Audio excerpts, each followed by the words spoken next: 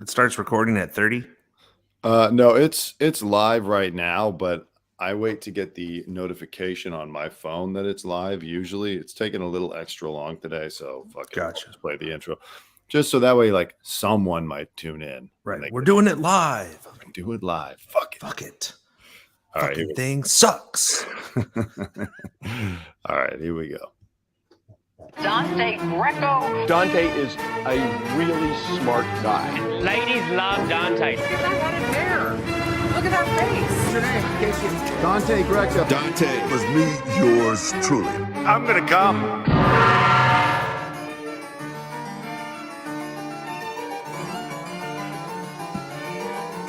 Hello, America. Welcome to the Dante Greco Show. We're back live on a Wednesday, I believe.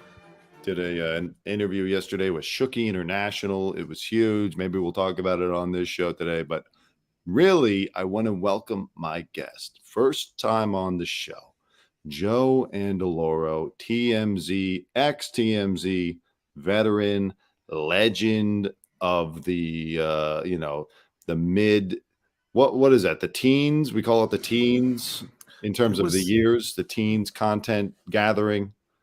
Yeah, the teens. It was the golden era of TMZ, that's for sure.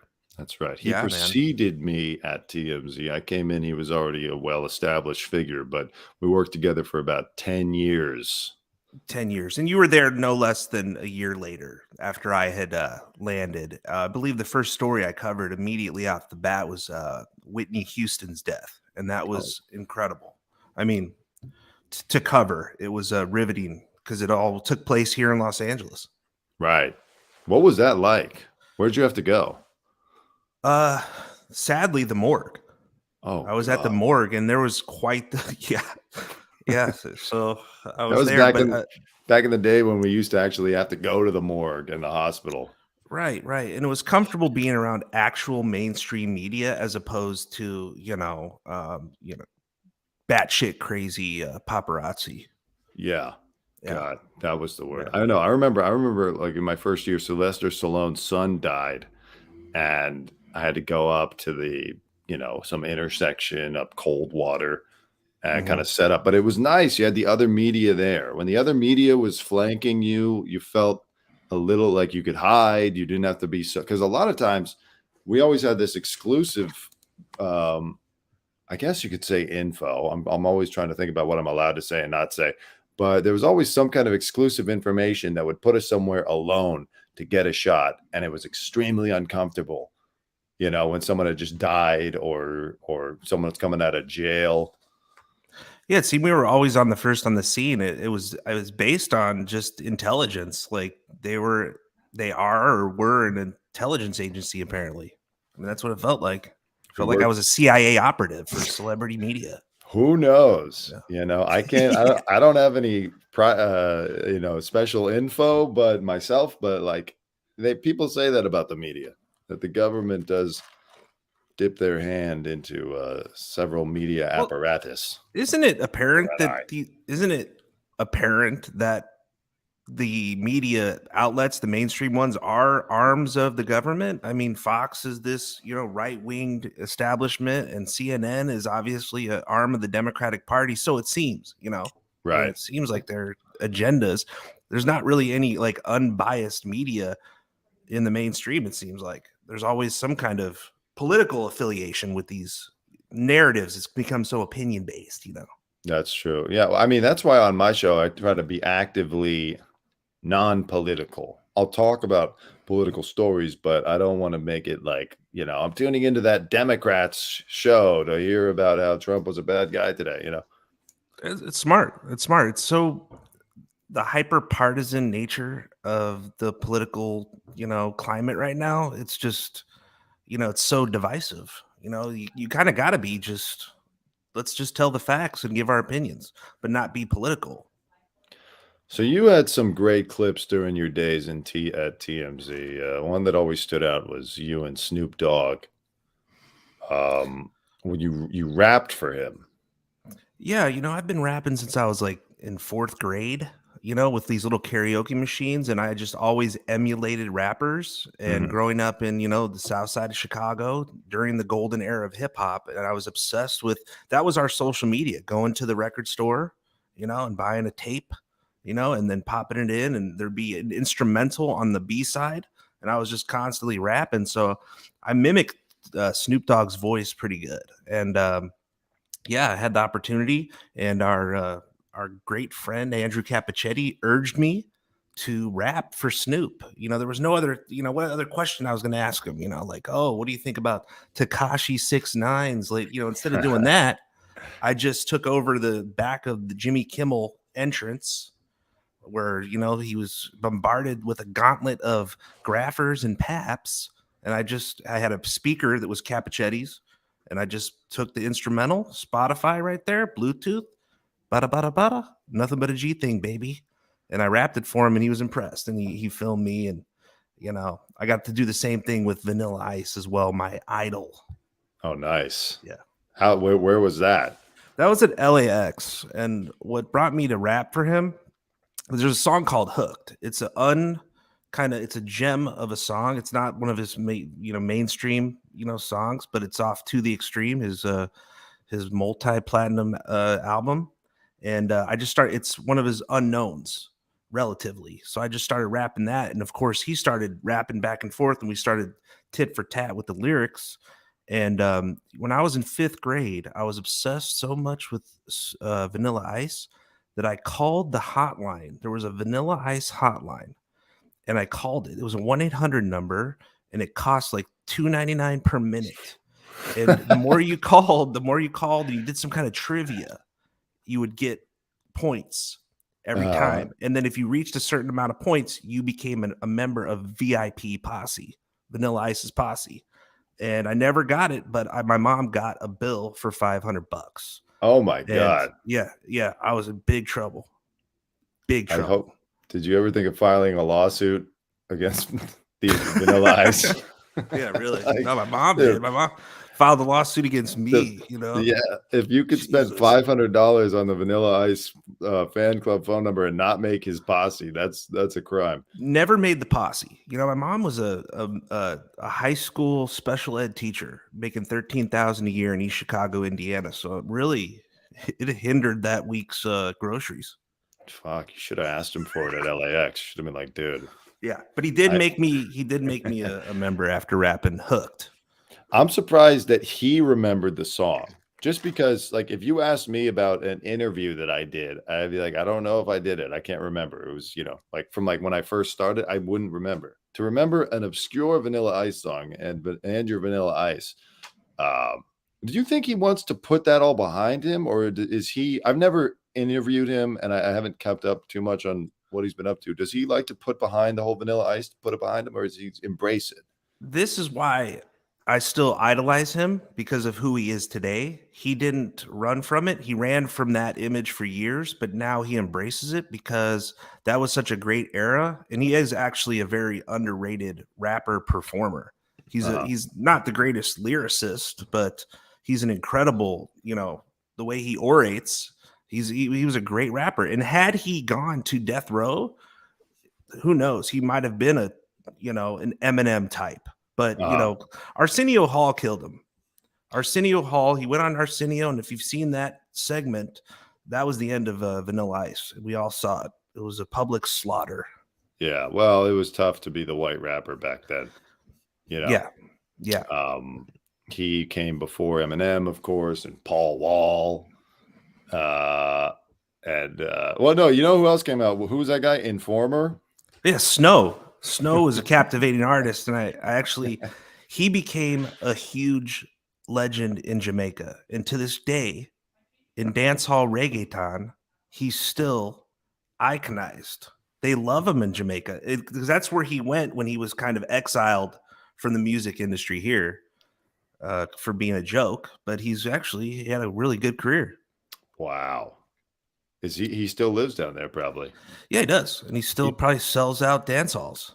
Jesus Christ, that's incredible. Talented guy. If you listen to the way he scat on record, it was pretty damn talented. Were you an MC Hammer guy? I was, until Vanilla hit the scene. I mean, I was super hammered out, and then Hammer became kind of obsolete once Vanilla just that was all in 5th grade. This was 1990. Yeah. And then damn, Please Hammer Don't Hurt Him was the tape that was constantly playing, became obsolete once Vanilla hit. And then I had lines in my hair and was obsessed. Apparently MC Hammer went on to become like a crypto millionaire. Did he really? At least he was a couple of years ago. Nowadays with the crypto market, who knows if he's even still alive with what's been happening, but he did find some success later on. Hopefully he got out while because if those people that hit the jackpot got out, cashed out, those people, that they won the lottery. But if they held on to it, my God. Yeah, I don't know. Speaking, you said you got Snoop Dogg in Jimmy Kimmel's Alley. That's got to be the worst place in America. Anybody who isn't a experienced TMZ camera person or a paparazzi or an autograph, you haven't experienced the hell that's Jimmy Kimmel's Alley. All the weirdest people on Hollywood Boulevard. Hollywood Boulevard itself is awful. Hold on, I'm getting a call from Andrew Capichetti. One second. Let me see what he's doing. Wants.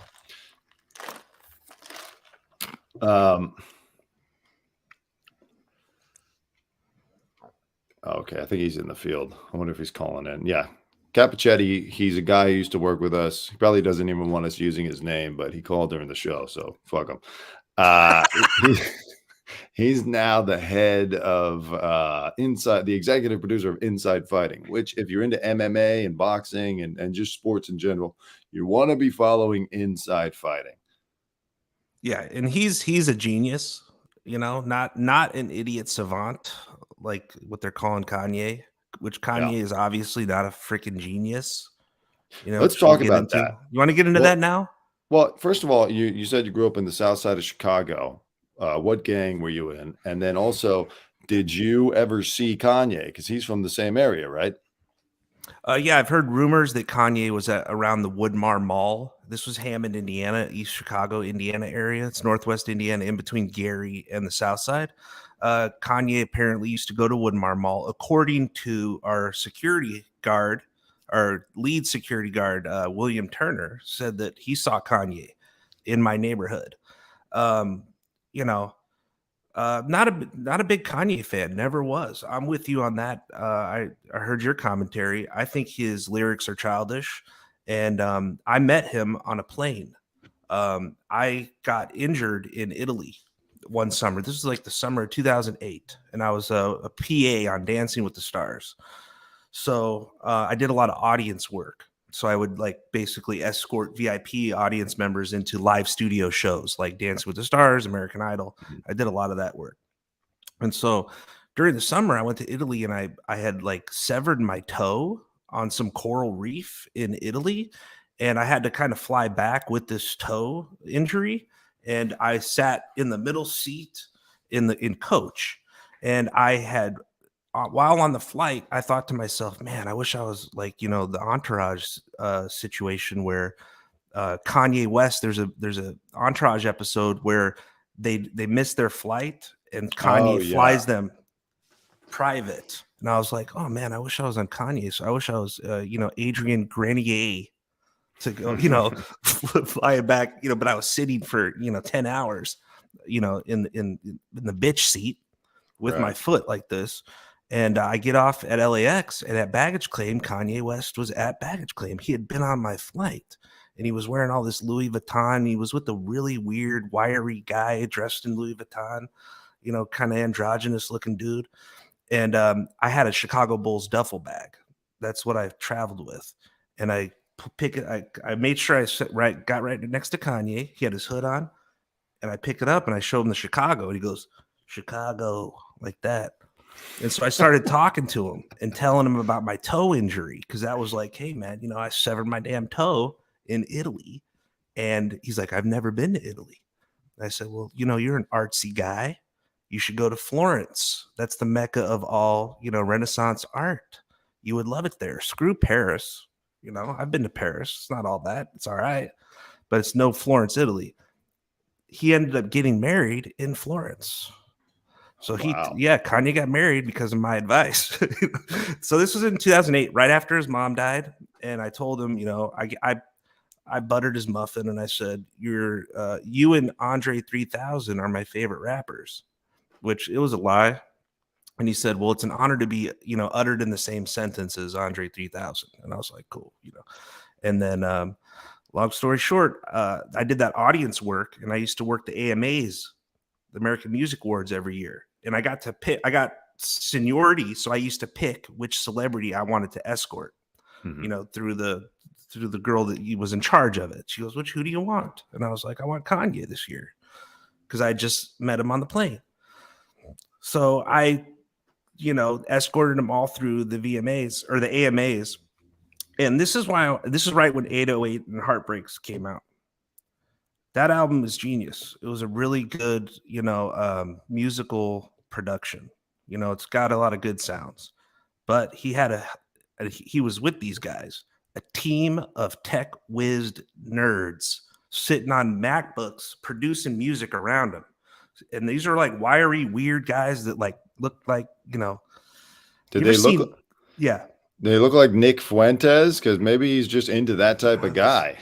I mean, they actually kind of did, but with a little more of that club scene look, like from, the 80s. Like, you ever see the movie Kids when they go to the rave? Oh, God. Yeah, they looked like that. They were just weird, high fashion, but they were like, so, maybe Kanye's production team, is to credit for his musical genius, because he obviously is not bright at all. I mean, here's my theory of Kanye crediting for his musical genius is the people that originally wrote the songs. Here's Nick Fuentes, by the way, if anyone doesn't know what we're talking about. Does that look like who Kanye was with that day? It kind of does, actually. A little bit. Yeah, a little bit. That guy's haggard looking. Yeah, no, I mean, when you're 24 years old. When you're a Nazi, it's rough. Kanye always, to me, first of all, what annoyed me, the music, okay, he's a great repurposer of music that's already been written, that's already a hit. He elevated the sample game to a point. If you were a hip-hop fan 20 years ago, he kind of started that whole sped up soul sample thing, which was cool. Right. But he got way more credit than he deserved.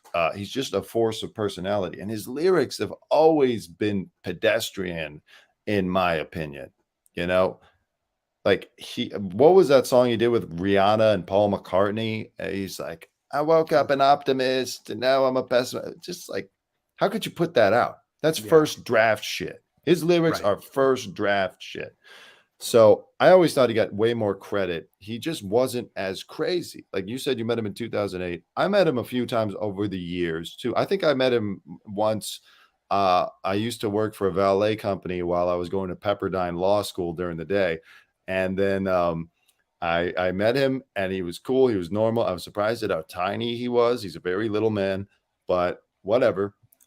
And then I interviewed him maybe a couple times in the first years with TMZ, or just saw him, not even interviewed him. And then it was when he went with Kim. Within 6 months, he cracked under all that pressure. And also his mom dying in 2007, I think, really kicked the whole thing off. That kind of like broke him mentally, which is understandable. Yeah. But that happens to people, and they don't wind up praising Hitler on Alex Jones, which is something I want to talk about as well, because Alex responded to that. I don't know if you got a chance to see this clip, Joe. Did you? Play it. All right. By the way, Alex Jones going through his own troubles with that lawsuit. I know he's filed for bankruptcy, but like, can you get out of a bankruptcy for a judgment? Do you know anything about that? I don't. I just can't imagine how much in the hole you'd be. I mean, I don't know. I forget. I mean, the law training that I got at Pepperdine is not. I'm forgetting it right now. But okay.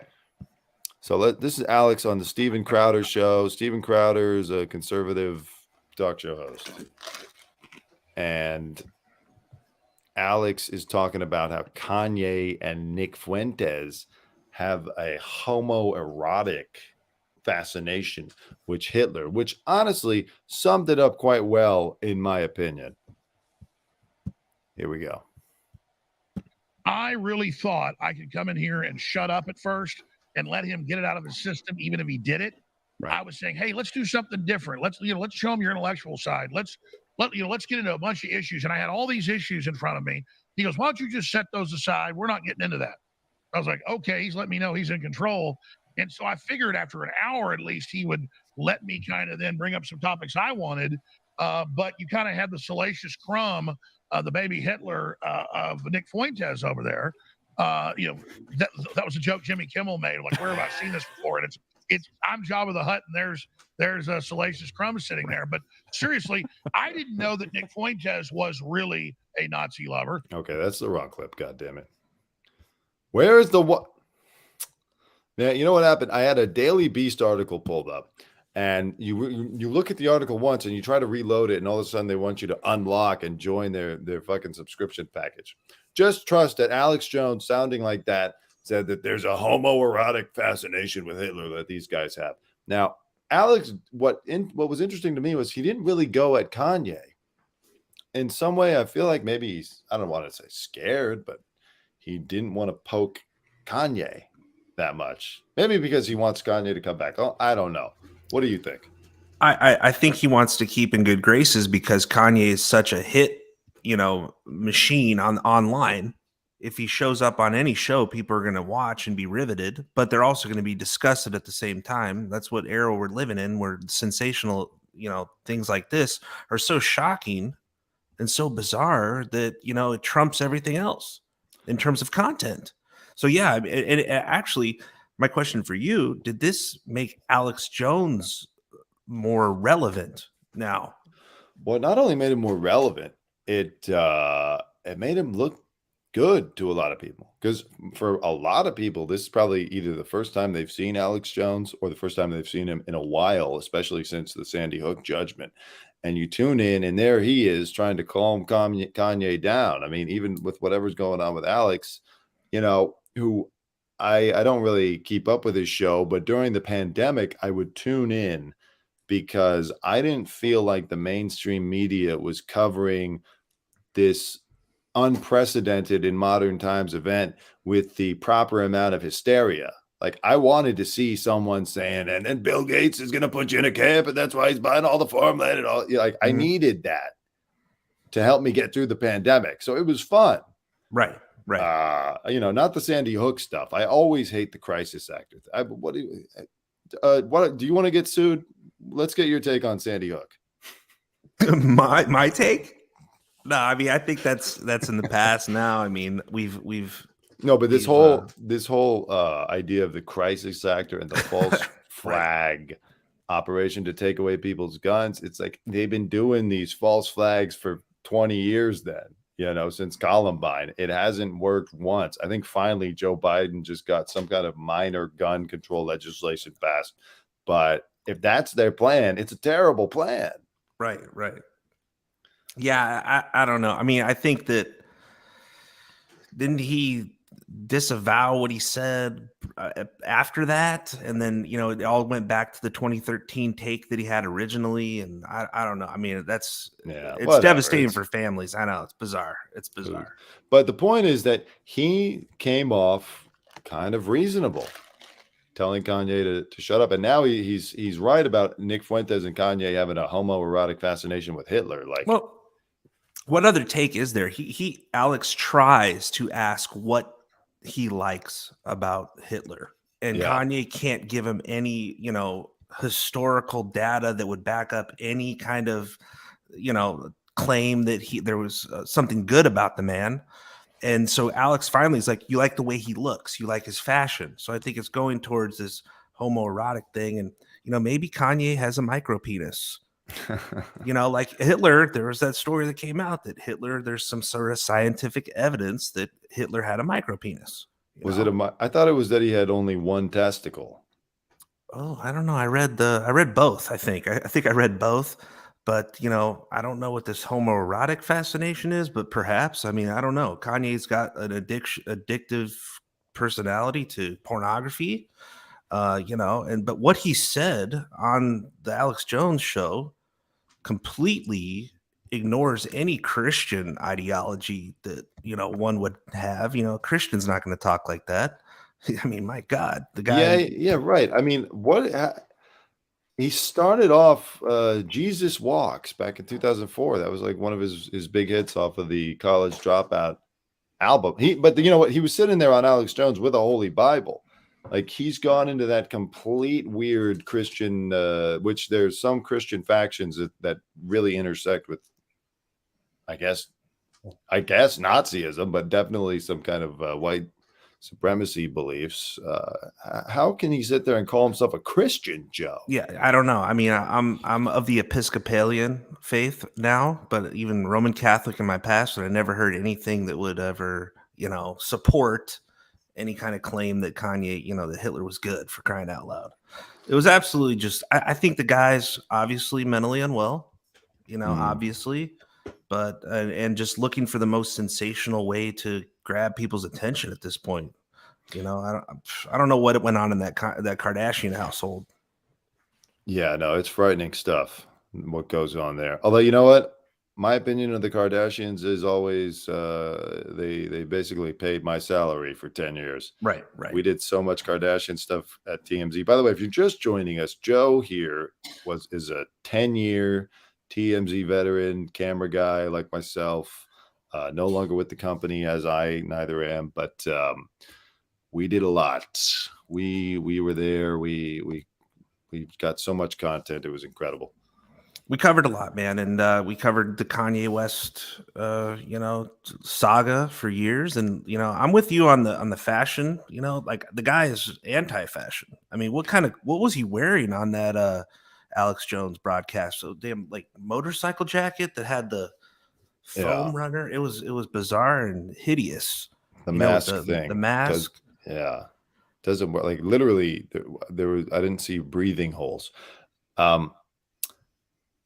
What was I gonna say? But I was just gonna bring up Balenciaga. Like he's somehow saying that we should pray for Balenciaga and mothers and daughters work there. We should kind of let Balenciaga off the hook. Before he got kicked off Twitter, those were some of Kanye's tweets. So what was going on with Balenciaga, that whole shoot with the children and the S&M and they had some of the laws. I got an interview with Annalyn McCord about that actually this past weekend. Maybe I'll play that in a second, but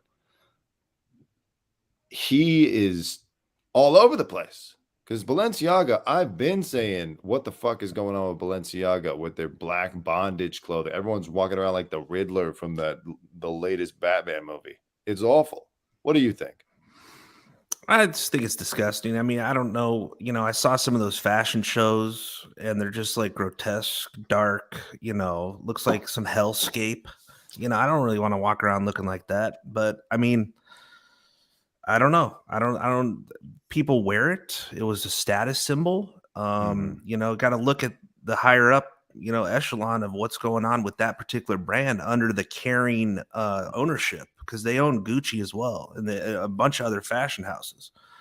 So are you crazy for still wearing that stuff? I mean, people are burning it, rightfully so. Like I have 2 pairs of Yeezys that I have yet to discard because they were expensive and they're actually really comfortable. And am I, going to be deemed a certain way for wearing them? I don't feel comfortable wearing them in public. And these are Adidas, but they're Yeezys. Yeah. Oh God. Yeah. Well, I saw that the Kanye merchandise that's still in existence is selling well. I mean, people are maybe buying it up because it's going to be, gone. It'll be not, it'll be rare items in the future, I guess. I don't know. Yeah, I don't know if he'll be getting another new deal somewhere, but that's doubtful, dude. I don't think so. No way. No way Kanye gets a deal anywhere. I don't know how he's going to afford to do things for the next 10 years. I mean, if he has 400 million in the bank and, with great money comes great bills, Yeah. Tell me about it. Jesus Christ. Yeah. I mean, what were you were pulling in what, 3-4 million a year at TMZ? Me? Yeah. I mean, I was making more than I ever anticipated when I moved to Los Angeles. And and as the cost of living just kind of went through the roof, I was able to finally afford like a really nice, FedEx box to sleep. That's awesome. Good stuff. Good stuff. Hey, Herschel Walker just lost in Georgia. Did you ever interview Herschel or his son Christian? His son was a very nice kid. Mm-hmm. Yeah, very well put together man. His son, yeah. Yeah, how was that? They didn't use it because it was very, I don't know, how do you put this, supportive of Herschel's, ideologies. Did you interview him during? No, it couldn't have been during the campaign. No, this was This was during the Trump campaign when Herschel had thrown his hat in the ring for Trump. And it was a proud, prominent supporter of Trump. And they didn't. He maybe he wasn't famous enough, the son, but he does have a gay son, and a nice kid, but extremely right winged, almost kind of like a Milo Yiannopoulos kind of guy, but young, very young. Yeah, he was always out in Beverly Hills, ready to, but I got to give it to him. A gay black conservative, open about it. It was rare. I'll give him some props for that. Definitely going against the grain of the, his peers in the area for sure. But I mean, I haven't heard much of the kid since then, and I don't think he was famous enough for them to actually use it at the time. Yeah, I think they only used him like once. Right. Once. Sick of him. I interviewed Herschel once in Beverly Hills at Il Pastai. It was so forgettable. I don't even know. Of course, they didn't use that either. So Herschel lost. Herschel lost. Oh yeah, of course. Yeah, we anticipated that one, right? Yeah, we did. Well, you know what? He barely lost. That's the scary thing. He barely lost on election day, and then in the runoff, he still barely lost. But whatever. Had he run in Texas, would he have won? Since he was more of a Texas legend. I feel like if he had run in like Alabama or Mississippi, maybe he would have. Oh, he's a Texas legend. See, that went over my head. He's a cowboy. Yeah, yeah. I don't even know what team he played for. I'm not a. I think he's one of the top 5 greatest running backs of all time. I mean, I'm if I were to guess, he probably is a top 5 running back of all time. But how does that translate to politics? See, that's why you were always good at TMZ Sports. I didn't even know he's a running back. I don't know anything about it. I knew he played football. That was about it. Yeah. Joe, as 2022 draws to a close, Time Magazine has made their selection for Person of the Year. Can you hear that? I do. Those are the dogs. 2 Chihuahua mixes. Keep it down, please. Streaming. Okay. Time Magazine is choosing their Person of the Year. Before we reveal who it is, who would you choose as your Person of the Year? Ooh, Person of the Year this year. Vanilla Ice is not eligible. Dang, dude. I mean, who would be up there? I mean, well, let's see. You got Elon Musk. You've got the Iranian woman protesters. That was somebody. Last week when I read an article, Prince Charles was eligible. Who's had a significant impact on society in 2022? I mean, I don't know. I mean, probably the winner is a clear, favorite, since you haven't announced it yet. But, I'm going to give props to Kirstie Alley. Kirstie Alley. What was she, came in at the last minute. Right. Died right. And gets Person of the Year. Yeah, she was great in Loverboy. That's my favorite Kirstie Alley moment. The movies Loverboy. Patrick Dempsey. What was that? When was that? 89? That was in the late 80s. Yeah, probably 88, 89, where he delivered pizzas with extra anchovies to housewives that were being neglected. Oh, nice. Yeah, great film. I say hello to Natalie McClendon right there. She's watching and enjoying the show. Hello, Natalie. It's wait. Let me put it on the screen. It's sorry, streaming problems. Okay, it's Zelensky. Vladimir Zelensky predicted. The other Vladimir Volodymyr Zelensky as opposed to Vladimir Putin, who Right. I could argue is actually the person of the year because he started this whole thing. But they don't do that anymore. I guess can't argue with it, but here's the thing. I know that Ukraine is still going on, but our interest in Ukraine was really more of a springtime thing. Like, it's been a struggle for the media to keep Ukraine on the front lines since, I don't know, the summer. Because once it became clear that Putin probably wasn't going to use a nuke, everyone kind of tuned out. I mean, that's what got everyone excited in the first place. Like, when I was watching the coverage, I was like, okay, is he going to drop a nuke? Let's see. Let's go. Let's get some excitement in this world. But he didn't do it, and it became clear that he wasn't going to do it. And now it's like, who cares? I mean, not that I don't care about the humanitarian aspect, but who cares about the stories? Your thoughts?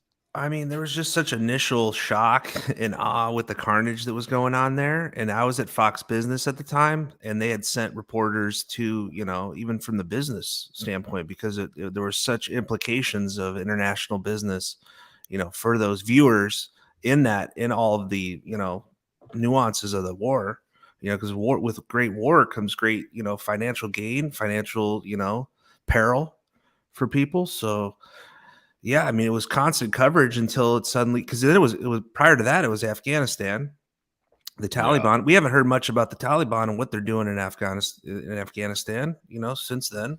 So it's weird how the media kind of chooses to kind of stop covering things, based on what? Because I just saw that he's still attacking daily, but and then Zelensky's on TV doing karaoke at the same time.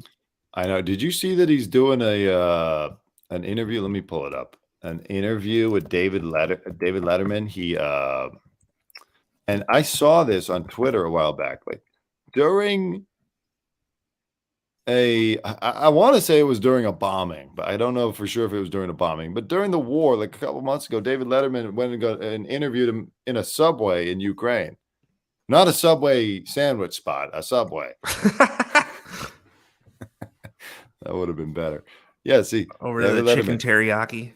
They have a new sweet onion teriyaki sauce now. I was really disappointed. They used to have regular sweet onion. Now it's sweet onion teriyaki. I hadn't gone to Subway in about a year, and I went there, and I was really disappointed that sauce has been 86th. Can you believe that they made it through the whole Jared from Subway scandal? Like, no one even talks about it anymore. That's true. That was a big one. That was a big scandal, man. The news cycle moves on. You can have a pedophile be your spokesperson. Well, who would have chose that non-personality schmuck anyway? To begin with, like, oh, great marketing campaign. Some random guy that lost 40 pounds. Yeah, Jesus, it's just disgusting. yeah. I guess Zelensky's the man of the year. I mean, I guess it's kind of a boring person of the year. I guess. Yeah. To me, it's a little bit boring because the story, I don't know, we're just not intrigued with it daily, like we are with other. I wonder if Zelensky asked Letterman for funding for the war for agreeing to this. Now, real quick, Letterman, I shot him once. Did you ever shoot Letterman? I did. Oh, yeah. You have a great clip. Incredible with Letterman. I was surprised. Maybe it was you got him after I did, I think. It was in the last 3 years that you got him, right? Yeah, it was like just before COVID. Yeah. I randomly spotted him, and my grandfather, he hated Letterman. Oh shit! I lost your picture here. You don't see me? I got you. My grandfather hated Letterman for some reason, but he loved Leno, and he would yell at me if I had Letterman on. He'd say, "Get that son of a bitch off the TV right now! Put on Leno." Wow. And I was like, all right, Leno's the man, whatever, Grandpa. And so I was always, yeah. So I thought Letterman would have been a prick. And so I randomly spotted him at LAX, and the guy was the nicest, kindest. He asked my name, shook my hand.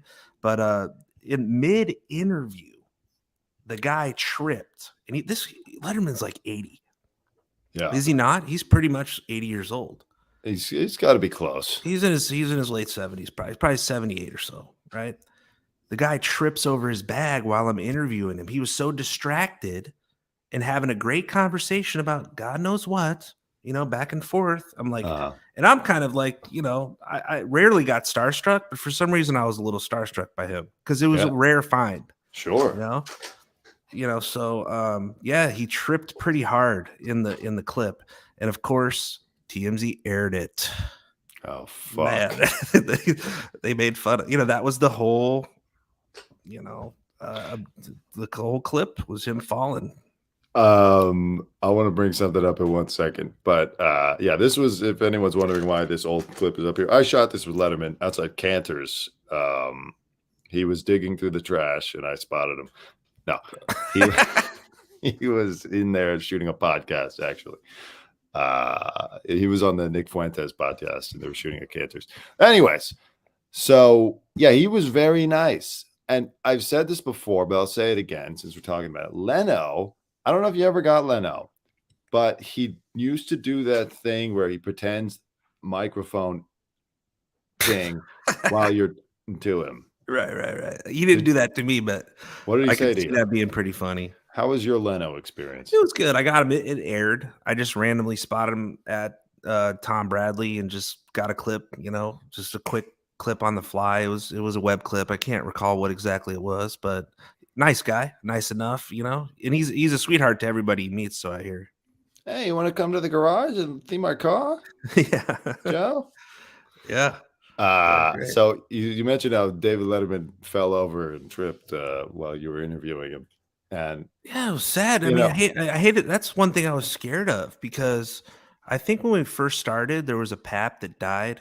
While on the job, like got out of his car, started running, and got hit by a car. He was tracking Justin Bieber on like New Year's Day, and he got hit by a car. I never met the guy, but like, yikes. Yeah, so that's how those dangers, the logistics of gathering a shot, it was sometimes there were some obstacles in the way that you'd be kind of like, I don't want to make you trip and you're going to blame me. And, so he tripped. It was like the worst case scenario, watching this old legend just fall right in front of you. And like, this is my fault. Cause otherwise, I'm the one that decided to ambush you here at LAX at 9 p.m.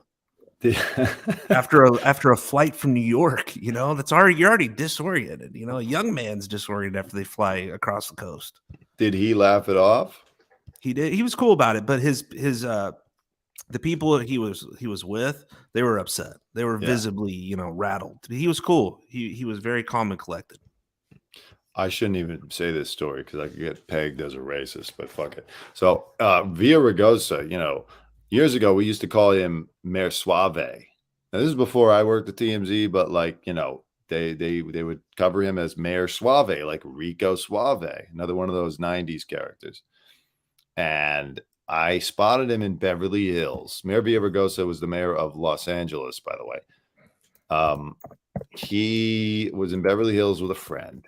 And a friend of ours who worked at TMZ, I won't name him, even though I should, but he a Latino friend, said to me, "Hey, man, if you want to like ingratiate yourself with Mayor Villaraigosa, run up to him and be like, 'What's up, Mayor Suave?' He likes that." I was like, "Really? I don't know. Like, do you see my skin color? I don't know if I can say that." He's like, No. It's going to be funny. He's going to talk to you." So I run up against my better judgment and I go, "Mayor Suave." Oof. And he smiles, but his friend goes, "That's racist, don't you? Mayor Suave? You're calling him Suave? That's racist. Why would you call him Suave?" I was like, "I don't know. I thought we used to call him Mayor Suave." He's like, "That's a racist thing to say. You think because he's Latino, he's Mayor Suave?" I was like, "Look, man, I just..." So I tried to have an interview, but it went nowhere. And luckily that part wasn't on camera. But I guess the reason I'm saying that is I lost my train of thought.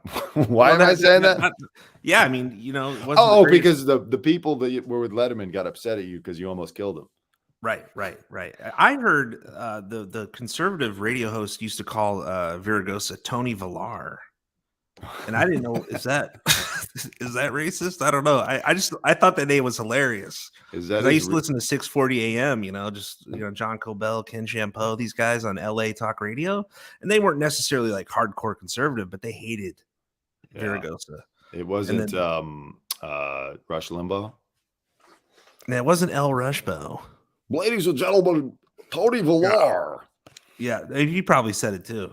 But yeah, I caught him covering potholes in Venice one time and blasted on him when I first started. But yeah, he became the chairman of the DNC after that, and there were some rumblings that he was even going to be president. Yeah, he works for like a week. A weed company too. I remember one time, he and I had a fun relationship. I think he kind of hated me, but also liked me. I got him at Fred Siegel once with that rapper, The Game. Yeah. And he was like, "Oh, I'm the mayor's spokesperson. You got to ask me the questions." It was a fun clip. They played it on TMZ TV. He was fun. He was good. And I think that his successor was great for interviews. Garcetti. Every time I got Garcetti, he gave me a great soundbite. He was a soundbite machine. Yeah, but like I remember one time Garcetti was cool, but he got annoying after a while. I remember I got him just before COVID broke out, and I was talking to him about it, and he was like, "No, you can go to a game. You can go to the stadium. Sure, it's fine." And then I got in trouble for the clip because it was not incisive enough. Anyways, Villaraigosa, I got him one time at the Grove, and they used to make a stand at the Grove all day long. Like that would be your entire shift. Grove from like 8 to 6, standing there looking at a million faces. It was like being in Times Square all day long. And Villaraigosa came through. He's the only celebrity I'd seen all day. I didn't want to shoot him, and he was incognito in a way. No one had noticed. But I thought, you know what? Fuck him. So I went up with the camera and I did an interview, and then everyone realized who it was. And for like 15 minutes, he had to stand there and shake everybody's hand at the Grove. I think his daughter was pissed at me. He was with his daughter that day, and she was looking at me like, "You fucking white motherfucker." So was this after he was this during his term as mayor? This was during his term as mayor. Okay. Yeah. All right, gotcha. Yeah. He was if he's at the Grove, he wasn't incognito. He was incognito. Jeez, that place. Yeah, I mean, it costs more money. It costs more to eat there and to do stuff. Like I would spend all my money if I was there, because the farmers market, it was like $48 for a burrito. I can't even step foot in the farmers market. The smells of the different restaurants and stores makes me ill. Cap used to love to eat at the farmers market all the time. And I was like, how can you even work up an appetite? It smells like a slaughterhouse in there. It's quite the melting pot of food. Yeah, I saw some celebs there prior to I saw Shelley Berman eating at when I first got to LA. Who's that? Shelley Berman. He was a comedian. He played Larry David's dad until he passed away on Curb.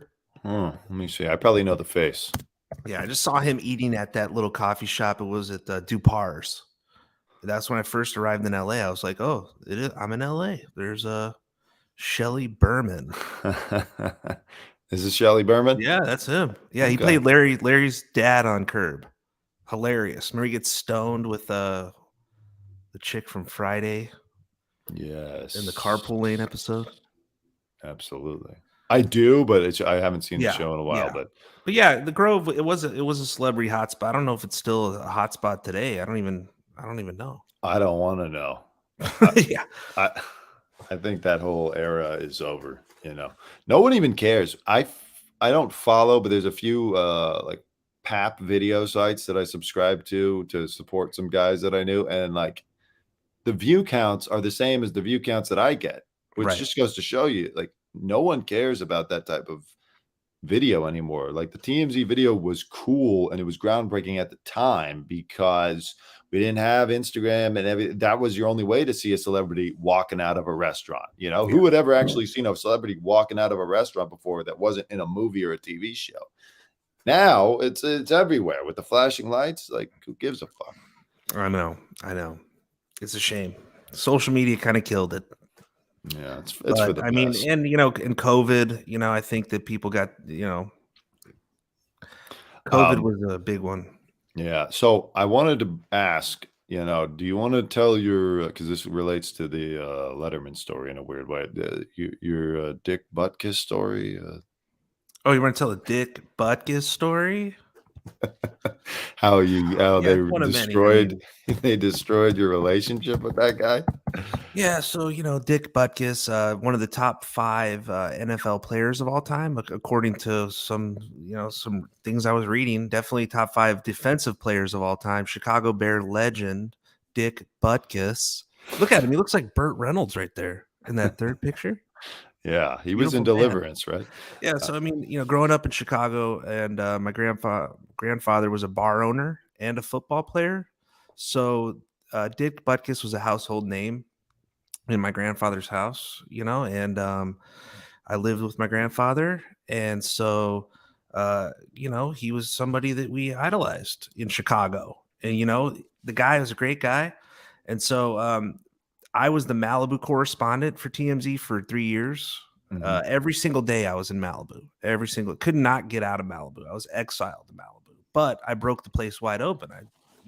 I found everybody, and so Dick Butkus was a regular at Ralph's, and so if I needed a clip of a football clip, and there was a lot of talk about CTE with the passing of Junior Seau.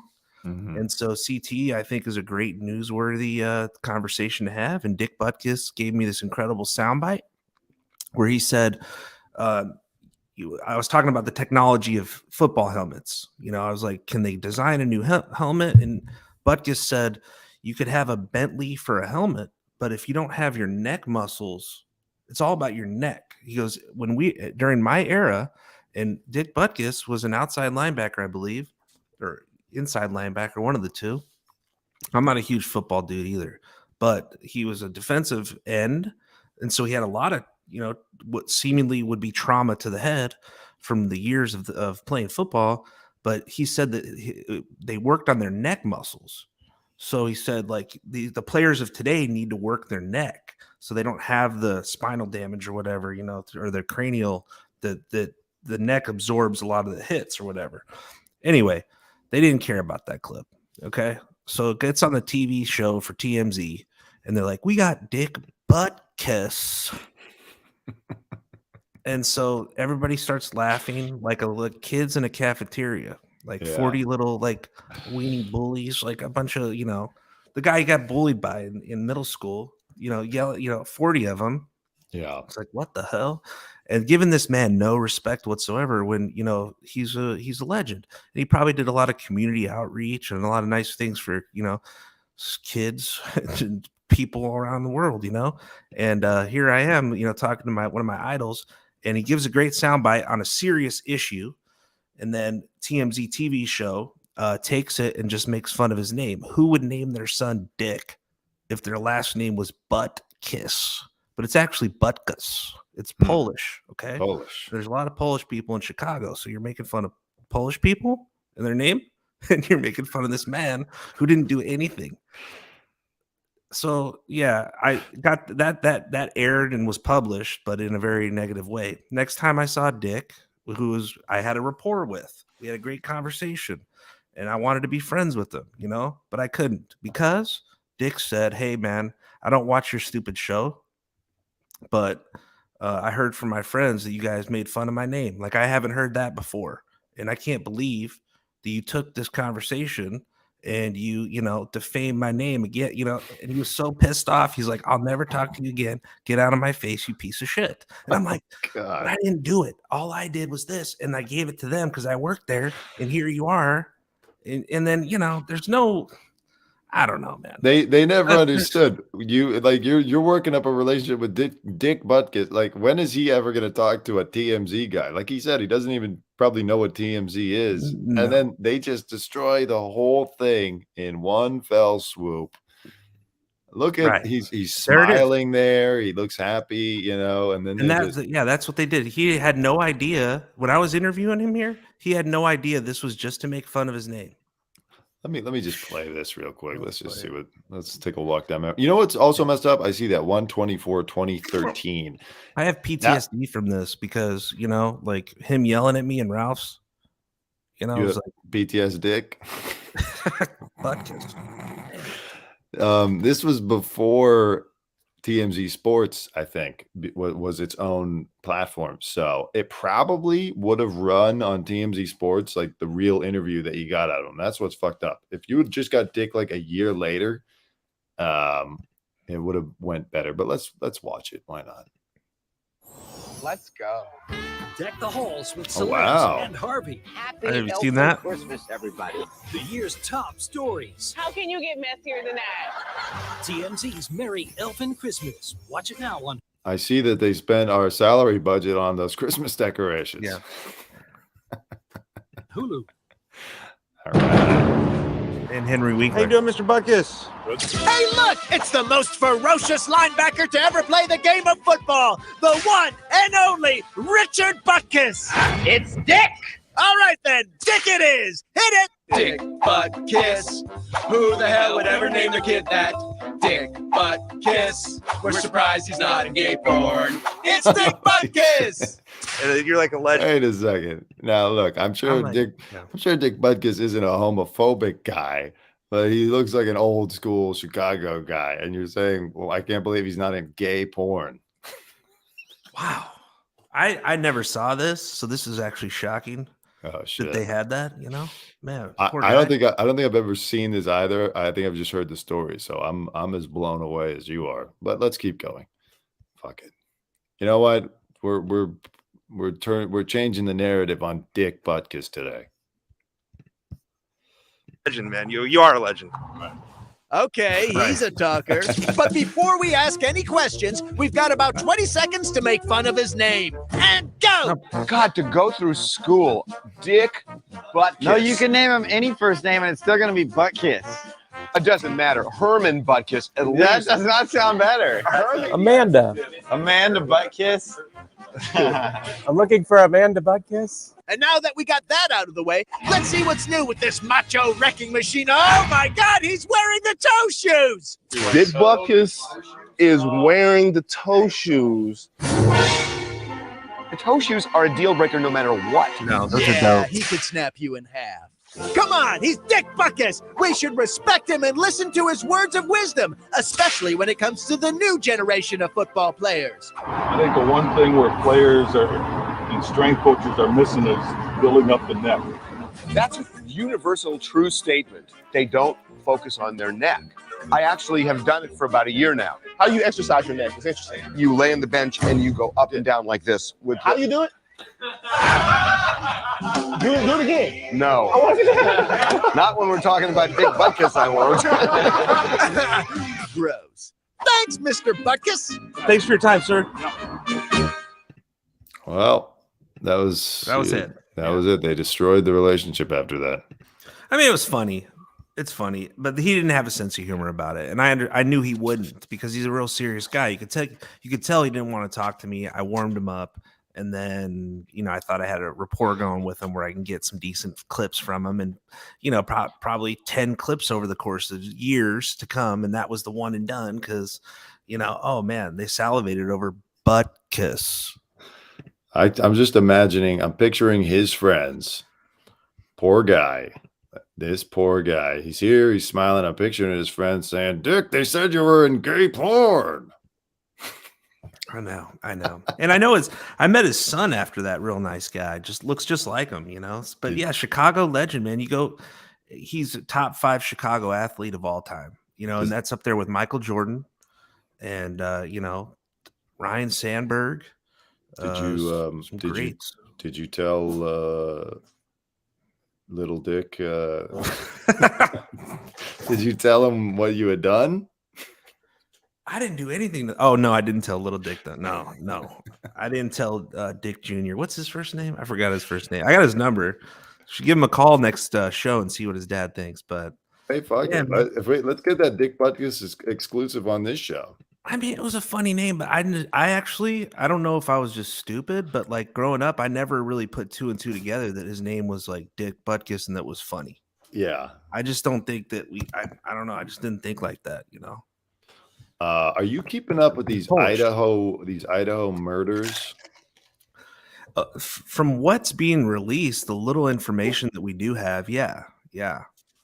I have a bit. It's fascinating stuff. I've gone in and out on how much I'm paying attention to it, but a lot of people, and I'm seeing there's some kind of possible break in the case right here on TMZ.com, which is still a good website to check.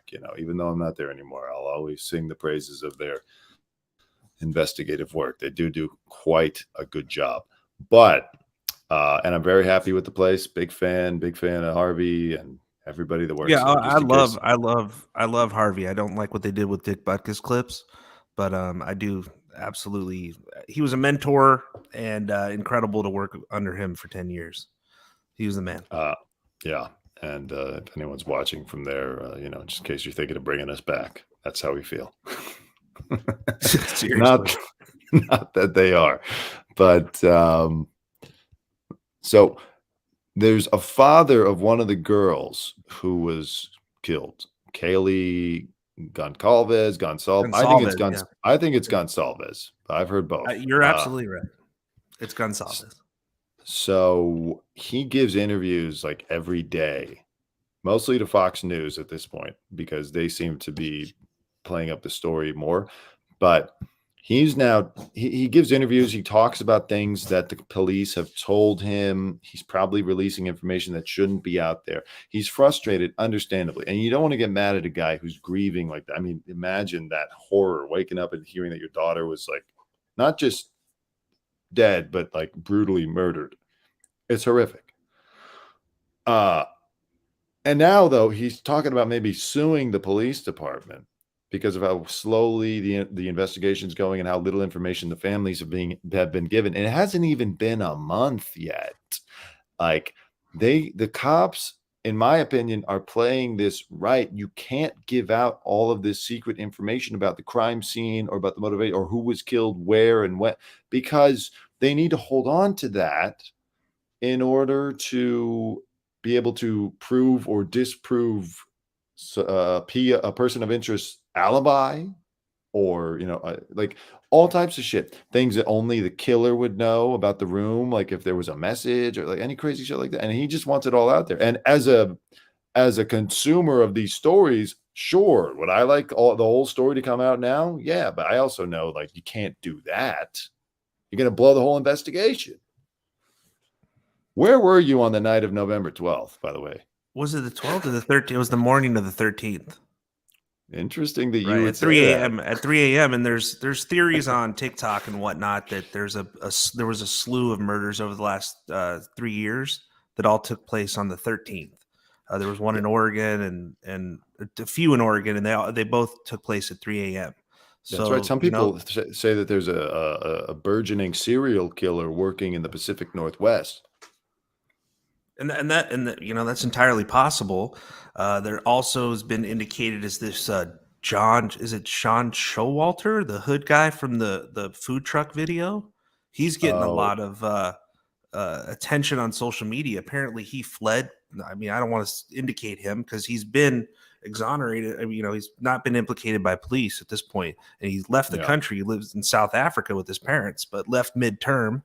I heard that was a psychic gave a reading on what they thought where they thought the killer was. And that has since been turned into a fact that the killer drove 5 hours that night to their parents' cabin and then left for South Africa the next day. But that apparently that all comes from a psychic. Like, yeah, these Facebook groups, not so much the Reddit groups, but the Facebook groups are just naming suspects right and left. Like anybody that was following these people on Instagram that maybe had a hunting picture or just kind of looked creepy. Right. They're accusing the neighbors.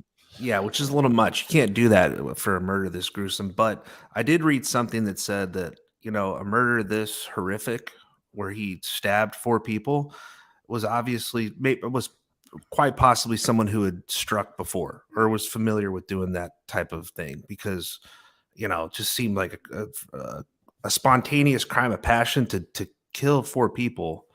It's very bizarre. The whole story doesn't make sense. I mean, that they woke up in the morning and all they said was one person was unconscious. Like they have yet to release the initial phone call. And I think you want to listen to that.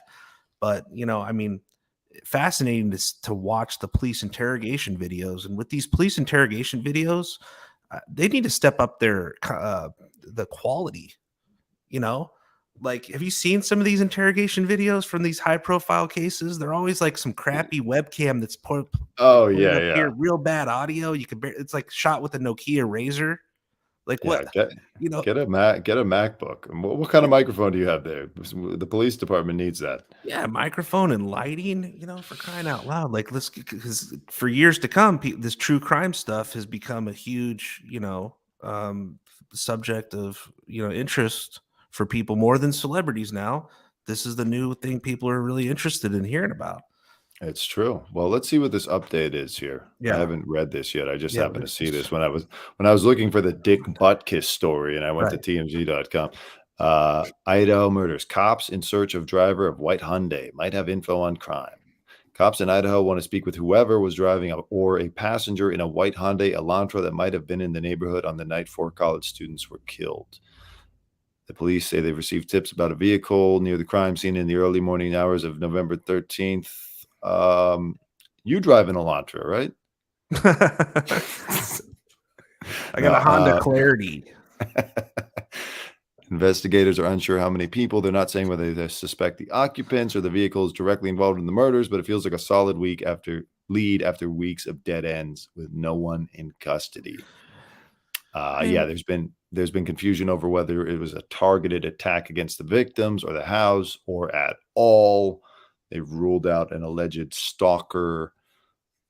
It's just what's crazy, and I think what's got everyone interested in it is the fact that in 2022, when there's cameras everywhere and digital footprint, phone pings, every possible thing, we're under such surveillance that I feel like you can't even commit a crime anymore. Like, if you wanted to be a murderer or commit a crime, should have done it 80 years ago, not even 50 years ago, because every day I'm seeing a story about some old man who's being convicted of a crime because their nephew put their DNA into ancestry.com, and then they linked up with some slang that happened somewhere in the Midwest. It's the fact that all of this surveillance and technology still can't catch this guy or girl, which leads you to or believe, birthing person, whoever it is. Which is probably why the guy's wanting to sue already and get a lawyer, because obviously he sees something that's incompetent. Either that, or they're just withholding so much information that's like, hey man, back off. But these are discussions they should have had with the father.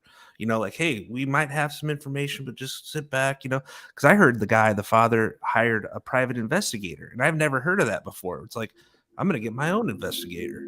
And what did the investigator have access to the crime scene? I don't think so. So what was he just going around to the frat house and interviewing people?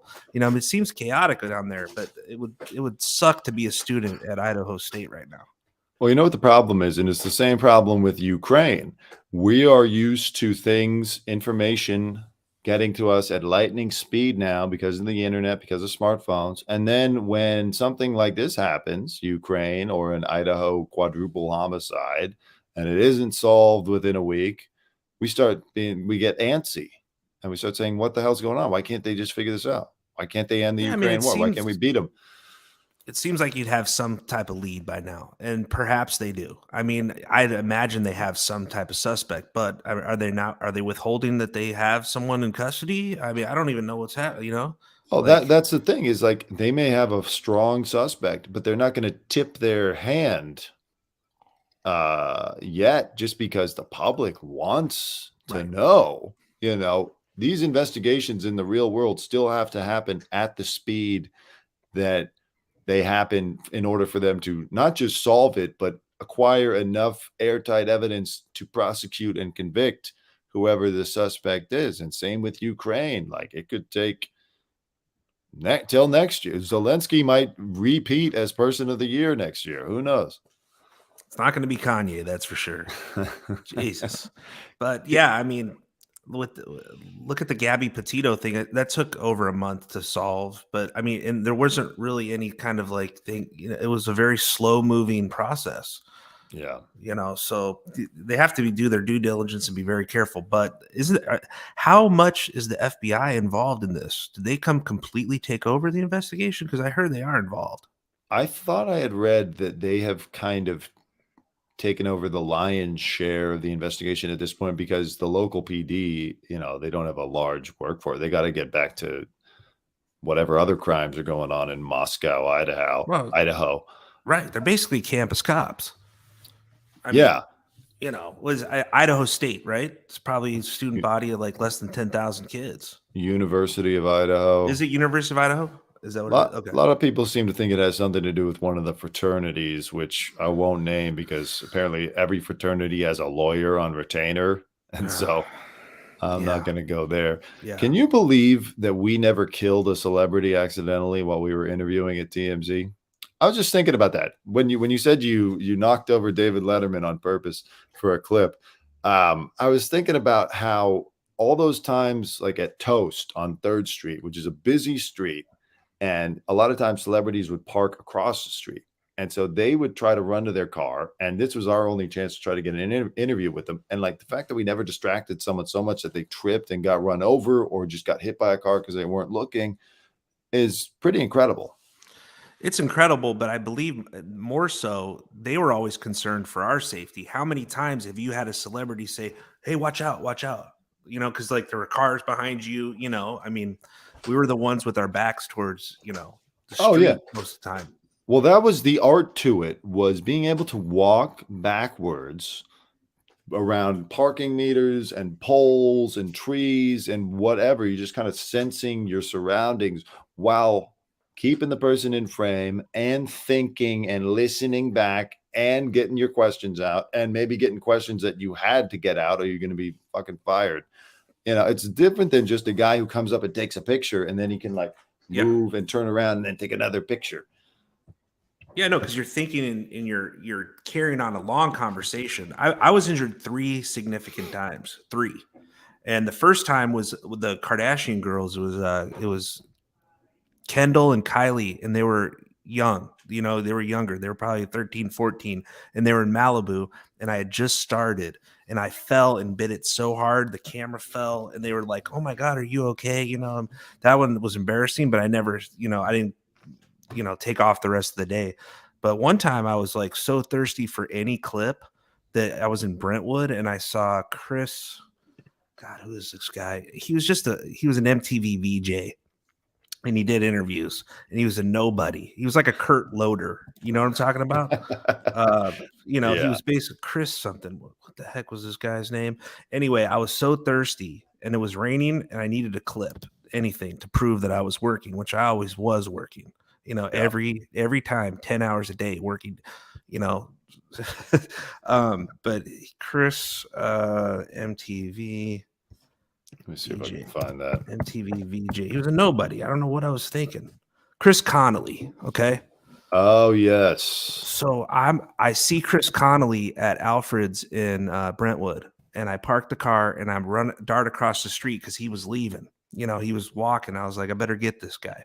And I know it was, I just wanted anything. I would have shot, freaking Catfish Hunter. I don't care. I would have shot anybody at this point. So I get Chris Connolly, but prior to getting Chris Connolly, he sees me and I trip on the curb. Like basically, how like when you don't see a curb and you're like running, and then so I fell and I cracked my ankle as hard as I could, pretty much broke my ankle. And Chris saw that, and I still went ahead. Hey Chris, just want to get you this interview, man. I'm sorry, TMZ, man. You know what I mean? I'm really I need a clip right now. And so, he saw that. He was still a prick about it, though. He was a jerk. Yeah, he was a real prick. Yeah, he didn't want to talk. And this guy doesn't. He interviews people for a living. He knows what it's like, And then, last but not least, I was outside the courthouse, Stanley Mosque, and I had been inside all day with Master P. For some reason, I was with him, and I was outside of the courtroom with him. It was like, you're going to cover this all day with me, bud. So it was me and Master P while he was going through some kind of like a divorce settlement. And I don't, why are we covering Master P's divorce? But I was there. And so he comes out of the courthouse and he started acting like I was just some random guy, just for the camera. But meanwhile, I had been, he knew I was going to interview you. I was inside with you, bro. We were having conversations prior to this. And then he was acting like I was just some random paparazzi guy. And so I was like, great. Now he's going to act too cool for me just for the cameras. Great, Master P. And so I'm walking backwards, and there's these planters outside of Stanley Mosque. You know those planters, you know. And so I'm walking backwards, no warning. He didn't say, you know, like a lot of celebs, hey man, watch out behind you. There's a planter there. And so these planters are real like steel bars, and then it goes, the hole goes in pretty like 2 or 3 feet deep, you know. And I fell right into the planter down, and I'm sitting there with the camera on my back, and I'm like, oh my God. And then Master P just says, that's the devil right there. And I'm sitting here going, this is one of the worst days of my life. What did I do with my career? Yeah. No, I think I was covering him during that same time because I got him somewhere else and he came out, and I've interviewed him a bunch of times before. I started being like, so how did the settlement hearing go? What settlement hearing? What are you talking about? It's like, dude, you probably called us to come here because this is at a random law office in Westwood. We don't normally cover that area.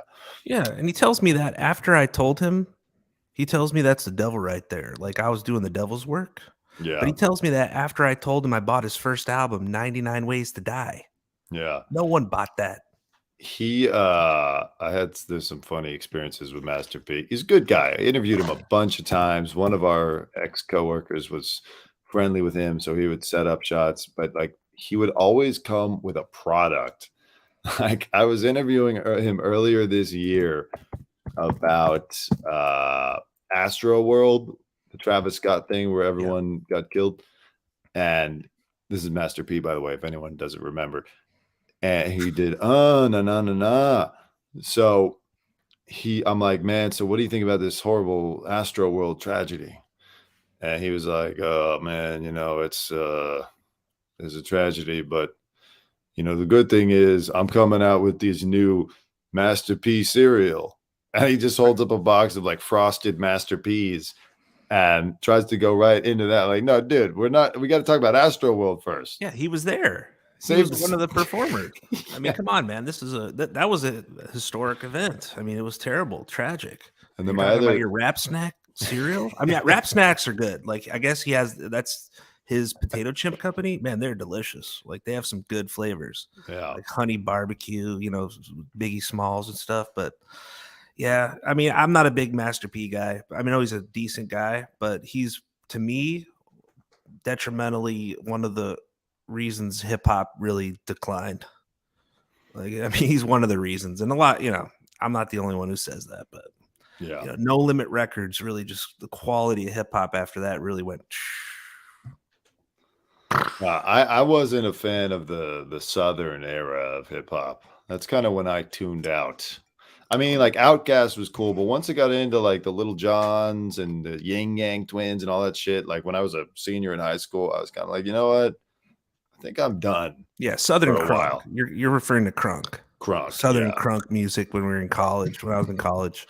But yeah, Outkast is incredible. They're my favorite. Outkast, Goody Mob, and there are great Southern rappers like 8 Ball and MJG and UGK.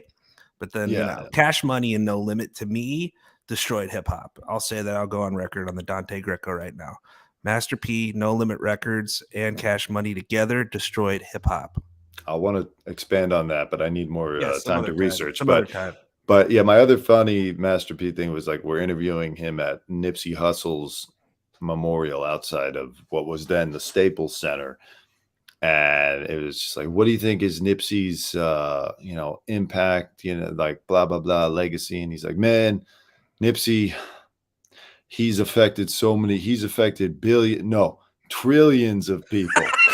Oh my God. What's the world population? Like, that's what I'm saying. What is the world pop? It's not even. It just hit 8 billion like 2 weeks ago. Now that would be an overpopulated planet, man. He said trillions of people. Like, what are you talking about? The universe? What the fuck? The universe. Yeah, man, trillions of people. But yeah, I mean, that's how many records he probably sold to just unsuspecting. He just made pretty packaging, and you know, he was talking about crack and selling crack. Like, I mean, geez, bud. No. At least he didn't say he loved Hitler.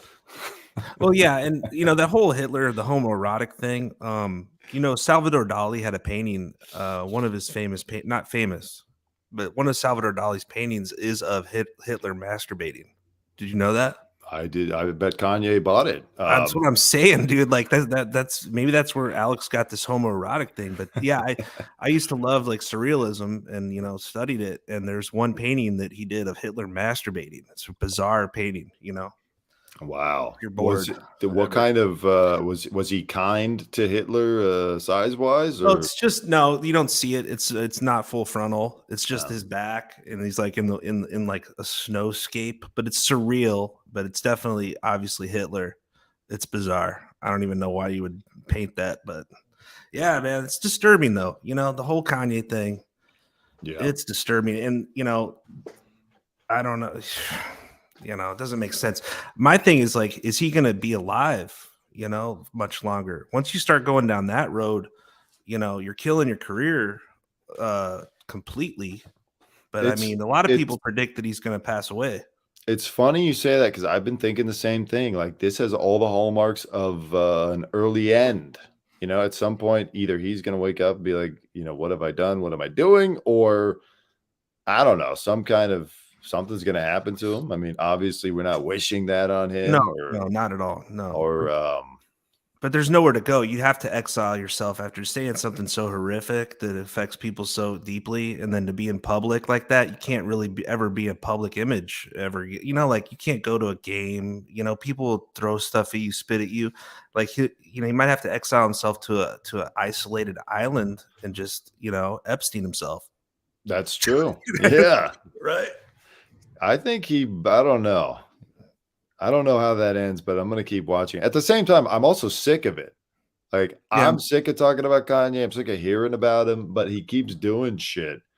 It's been a record year for him. I don't know, if maybe someone needs to look into his astrology because I've never seen a guy untangle his life so quickly and resolutely.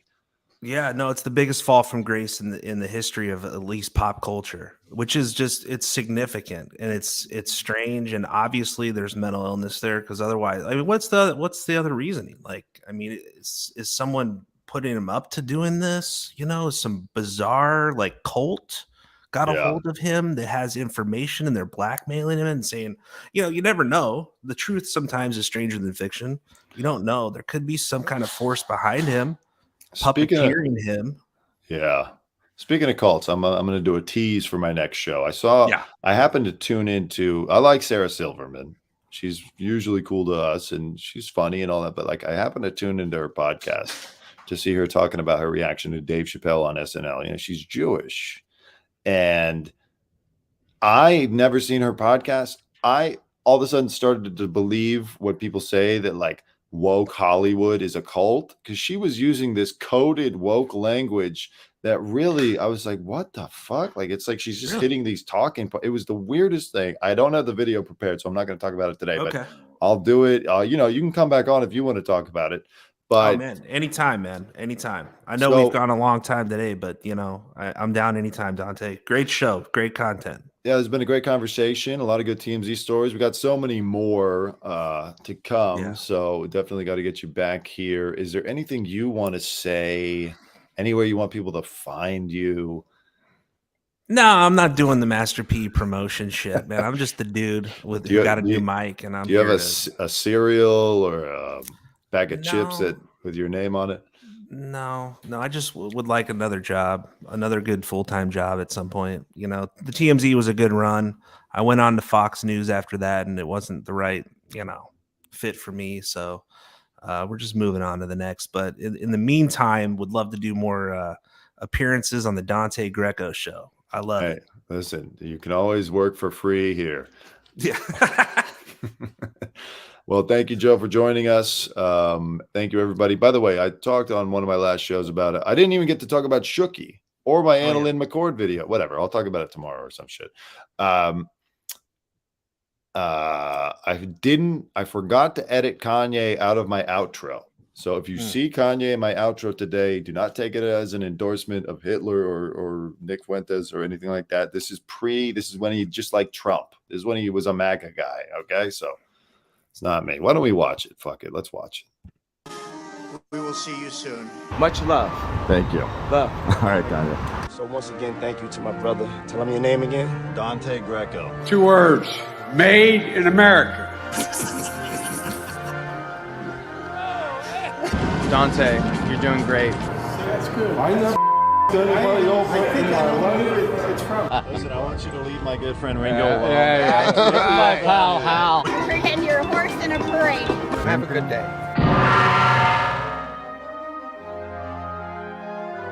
What do you think, Joe? Since I got you here, do you think I can keep Kanye, or is it should it go? I think just keep him. It's a good edit in there, you know, and you're not endorsing him by having him on there. He's such a famous figure that just might as well keep him. That's right. I think. I mean, yeah. Good to know. All right, I'll see how it goes in the next couple of weeks. Yeah. All right, thank you everybody for watching. I'm going to end the broadcast. Joe, you can stick around for 1 second afterward, but I'm going to end the live broadcast. Goodbye. Thank you, everyone in the world. Trillions of people watching today.